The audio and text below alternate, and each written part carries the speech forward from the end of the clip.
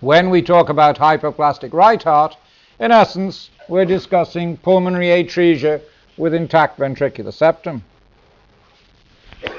And we can go back to one of the Hunter brothers to find the first description of this entity as long ago as 1783, where I'm not sure which brother it was, but one of them, either William or John, commented that the right ventricle had barely any cavity and commented that the tricuspid valve was especially small. And we can certainly see that in the heart, you see here, which is representing the worst end of the spectrum of malformation that we know exists in this lesion. So what we're emphasizing is this spectrum of cavity size. And in some of the hearts with pulmonary atresia and intact septum, the right ventricle is a very good size. And then we see a spectrum where there is obliteration of the cavity by mural hypertrophy until eventually we get to the situation as described by Hunter at the back end of the 8th century. And the key to understanding is that it is obliteration of the components of the cavities of the ventricle, the inlet, the apical trabecular component, and the outlet, by mural hypertrophy that leads us into the understanding of this spectrum. So that in the patients who sit at the best end of the spectrum, there has been relatively little mural hypertrophy. And so we can recognize all three parts of the ventricular cavity.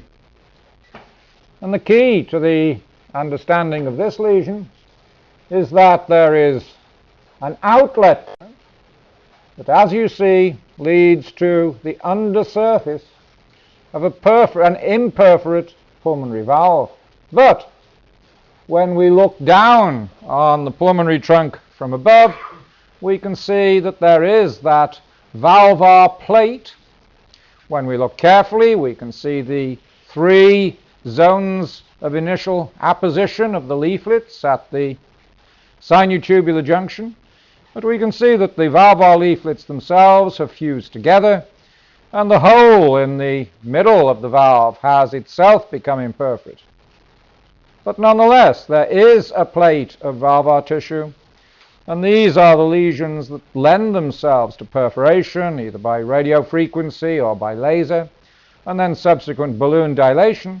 So these patients are nowadays, in most centers, the province of the interventional cardiologists. The cases that give most problem in determining the appropriate diagnostic approach, however, are those in which there has been obliteration of the apical trabecular component of the ventricle. Now, we call this a bipartite right ventricle, but we need to recognize that, in fact, all three components of the ventricle are present. But the cavity is formed only of the inlet and the outlet because there has been hypertrophy of the apical trabecular component, and the hypertrophy of the muscular wall has obliterated the cavity. And if we look at these cases, then the conundrum is whether or not they can be approached in biventricular fashion. There is a passageway, as you see, that leads up to the imperforate pulmonary valve, but the decision has to be made as to whether that grossly hypertrophied apical trabecular component is able to support the circulation, or whether it's preferable to approach these in functionally univentricular fashion. And that still remains a considerable dilemma for the diagnostician contemplating treatment. There are less problems when we consider the worst end of the spectrum. And again, if we relate that to the normal right ventricle, these lesions have obliteration not only of the apical component by mural hypertrophy, but also obliteration of the outlet. Although if you look carefully, you can still see the site of the original infundibulum that led up towards the ventriculopulmonary junction. But these are the hearts which Hunter described, and in which the cavity is represented only by the inlet, and the tricuspid valve is correspondingly small. And I think there is no question that in these, again described in terms of unipartite ventricular cavity, all three parts of the ventricle are there, but as we see, there has been obliteration of the apex and the outlet. These are the ones that are most suited for a functionally univentricular approach to treatment. And we can also recognize these very well when we look at the ventriculo-pulmonary junction. So here you're looking down on a relatively small pulmonary trunk, and there is muscular atresia because there has been obliteration of that outlet component. Note that the raphes are still present, but when we look down carefully at the ventriculo-pulmonary junction, we see that those raphes extend from the sinutubular junction to the center of the imperforate plate, and there is little or no valvar tissue present at the ventriculo-pulmonary junction, and indeed on the underside of that there is muscular tissue interposing between the cavities of the pulmonary trunk and the cavity of the right ventricle. And these cases are not suitable for perforation by the interventional. So we then have to take into account the complicating features that go along with pulmonary atresia, and these largely involve the coronary arteries, although we also need to take note of tricuspid valvar abnormalities and the size of the pulmonary trunk. It's unusual for the pulmonary trunk to be completely atretic, as we saw yesterday when we discussed tetralogy with pulmonary atresia, but it does occur on occasion. Similarly, it is unusual for the pulmonary arteries to be threadlike too, can be seen on occasion. But the real complicating problem is the presence of communications between the cavity of the right ventricle and the coronary arterial bed. And these are found most frequently in those with the smallest right ventricles. And there is an unequivocal association between those having a unipartite cavity and these fistulous communications between the cavity of the right ventricle and the coronary arterial tree. And here you see such a nice example at autopsy. The coronary artery epicardially is dilated, and when we section the wall, we find that there is a direct fistulous communication between the cavity of the overgrown right ventricle and the coronary arterial bed. And when we see the worst end of these, we get the situation where the coronary arteries themselves, the lumen of the coronary arteries can become obliterated, and then the circulation to the coronary arteries becomes dependent on flow from the right ventricle. And you see such an instance here, where you see the right coronary artery is indeed atretic. The left coronary arterial bed is fed primarily through these fistulous communications into the right ventricle, feeding here the interventricular artery. We also need to recognize anomalies of the tricuspid valve, and these are present from the earliest time of gestation.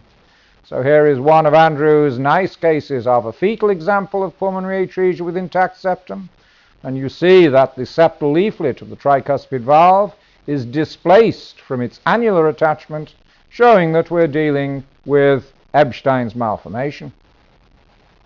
And here an example in a postnatal heart, again showing the downward displacement of the septal leaflet of the tricuspid valve that is the essence of Ebstein's malformation. And note that in both of these instances, in addition to dysplasia of the valvar tissue itself, there is persistence of the eustachian valve, and this is the commonest form of divided right atrium, which is seen particularly frequently in the setting of pulmonary atrial intact ventricular septum. In the previous cases I showed you, the Ebstein's malformation was relatively mild. But when we have severe dysplasia of the tricuspid valve, even on its own or in combination with Ebstein's malformation, as you see in this case, where there is quite marked displacement away from the atrioventricular junction along with a linear attachment of the anterosuperior leaflet, then this is the situation where we have the wall-to-wall heart. The valve is obviously regurgitant. It can be equally regurgitant when the tricuspid valvular leaflets are dysplastic without showing Ebstein's malformation, but the end result is very bad because these patients with wall-to-wall heart have a particularly poor prognosis because during fetal life the huge size of the heart has squeezed out the volume of the lungs, so the lungs themselves are incapable of supporting life, and these have a terrible prognosis. When we look at the pulmonary arteries, in most instances, as you see in your left-hand picture, the pulmonary trunk is of good size, as are the right and left pulmonary arteries, and the pulmonary circulation is fed through the arterial duct.